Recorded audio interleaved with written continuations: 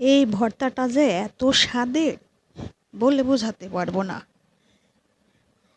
যারা এটা বানিয়ে খেয়েছেন তারা তো জানেন এটার স্বাদটা কত কত টেস্টি, কত মজাদার।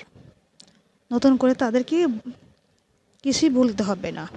আর যারা বানায় খান নাই তারা একবার হলেও বাসায় ট্রাই করে দেখবেন যে এই ভর্তাটা কত মজার। আমি এই ভর্তাটার মধ্যে এমন একটা জিনিস দিয়েছি, সেটা দেখতে হলে আমার ভিডিওর সাথে আপনাদের থাকতে হবে। যদি ভিডিও থেকে বেরিয়ে যান তাহলে স্কিপ করে যদি বেরিয়ে যান তাহলে দেখতে পারবেন না যে আমি ভর্তার শেষে কি দিয়েছি। সাথেই থাকুন, পাশেই থাকুন আমার প্রিয় ভাই ও বোনেরা। আমার ভর্তাটা দেখুন, দেখলেই বুঝতে পারবেন এমন একটা জিনিস দিয়েছি যার জন্য অনেক টেস্টি হয়েছিল। আমার মেয়ে তো বলতে পারে না এর স্বাদ। আসসালামু আলাইকুম প্রিয় ভিউয়ার্স, কেমন আছেন? আলহামদুলিল্লাহ আমি ভালো আছি। নিশ্চয়ই আপনারাও ভালো আছেন, সুস্থ আছেন আলহামদুলিল্লাহ। আমি আজকে আপনাদের মাঝে নিয়ে আসছি একটা বড় একটা পেঁপেটাকে আমি আপুরা দেখতেই পাচ্ছেন, পেঁপেটাকে আমি ছুলে সুন্দর করে কেটে নিচ্ছি, ছোট ছোট পিস করে নিচ্ছি। এটাকে আমি ভাপ দিয়ে নেব, মানে সিদ্ধ করে নেব। দেখতেই থাকুন, পাশেই থাকুন আমার প্রিয় ভাই ও বোনেরা। যারা আমার চ্যানেলকে সাবস্ক্রাইব করেছেন তাদেরকে অসংখ্য অসংখ্য ধন্যবাদ। আর যারা সাবস্ক্রাইব করতে ভুলে গেছেন আমার চ্যানেলটাকে সাবস্ক্রাইব করে আমার পাশেই থাকুন। আমার ভিডিও কেমন হয় জানাবেন, ভালো লাগলে লাইক কমেন্ট শেয়ার করবেন। দেখতেই থাকুন, পাশেই থাকুন। আমি পেঁপেগুলো এখন ধুয়ে নেব ভালো করে। আমি 2-3 বার এটাকে ধুয়ে নেব। আমি প্রথমবার ধুয়ে পানি ফেলে আবার দ্বিতীয়বারের জন্য আমি আবার পানি নিয়ে নিচ্ছি। এটাকে ফেলে আবার 2 বার ধুয়ে নিয়েছি অফ স্ক্রিনের মাধ্যমে। এখন পেঁপেটাকে আমি সিদ্ধ দিয়ে দেব। চুলায় বসিয়ে দিয়েছি অন্য একটা হাঁড়ির মধ্যে পানি দিয়ে দিলাম, ঢাকনা দিয়ে ঢেকে দিয়ে দিয়েছিলাম। এখন আবার নেড়ে দিচ্ছি।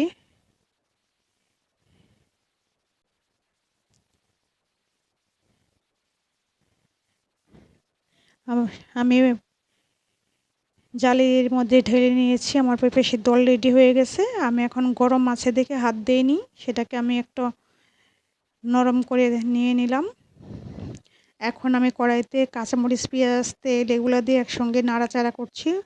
প্রথমে তেল দিয়েছিলাম, তারপর কাঁচামরিচ, পেঁয়াজ দিয়ে দিয়েছি। এখন সেটাকে নাড়ছি। আমি কিছুক্ষণ নেড়ে এটার মধ্যে পেঁপে যেটাকে নরম করে রেখেছি, ভর্তা করে রেখেছি, সেটা আমি দিয়ে দিচ্ছি এখন পেঁপেটাকে।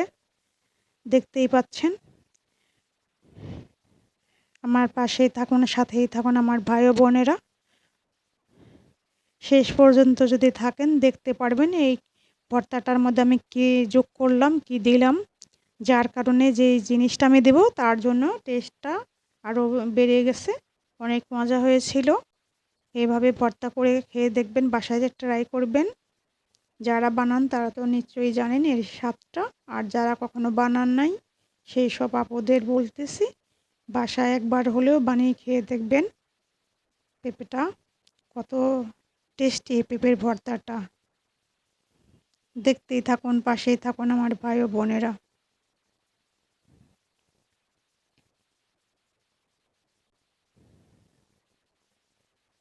আমি এটাকে ভেজে নিব। অনেকক্ষণ পর্যন্ত আমি এটাকে একদম ভাজা ভাজা করব।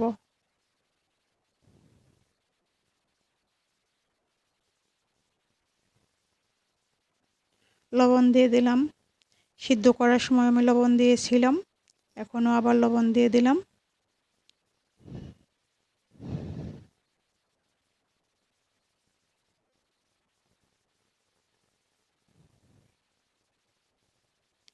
আমি চুলার আঁচটা একদম লো মিডিয়ামে রেখেছি যাতে কড়াইতে পুড়ে না যায়।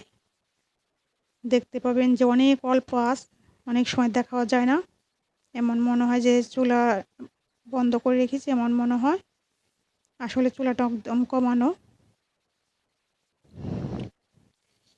আমি এই পেঁপের মধ্যে একটা জিনিস অ্যাড করব।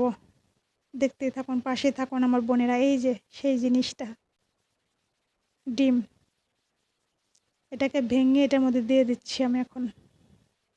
দিয়ে দিলাম আমার সেই গোপন রেসিপিটা।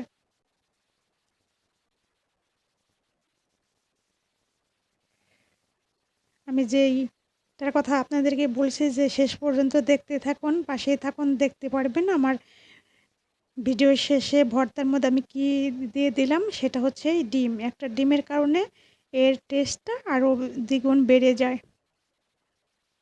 আমার ভর্তাটা অলরেডি হয়ে গেছে, আমি নামিয়ে নেব কিছুক্ষণের মধ্যে। এই তো আমার ভর্তা, দেখতে পাচ্ছেন কতটা স্বাদের, লোভনীয়, খেতেও সেই টেস্টি, মজাদার অনেক। একবার হলেও বাসায় ট্রাই করে দেখবেন এই মজার রেসিপিটা। অবশ্যই বানাবেন। ভালো থাকুন, সুস্থ থাকুন। আসসালামু আলাইকুম।